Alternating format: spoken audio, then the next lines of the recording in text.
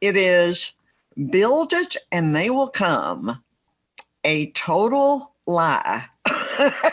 A myth that I want to dispel for you, because as business owners, we love our product. We are in love with what we do, or we wouldn't be doing it, would we?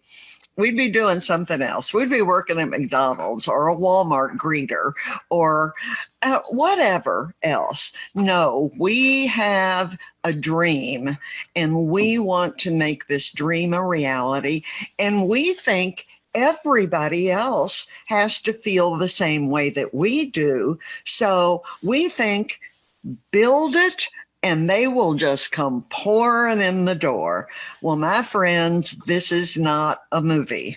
We are not Kevin Costner building a baseball field on his cornfield, and they are not lining up in the cars down the driveway to come into our game.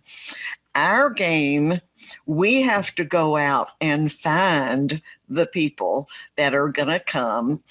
And this was my inspiration for our topic today, the marketing rebellion. And it is all about right under our noses. And I have a presentation for you to walk you through this in just a second. But this is happening right now. It is not the future. It is not something you can ignore. It's not going away. And I will show you why.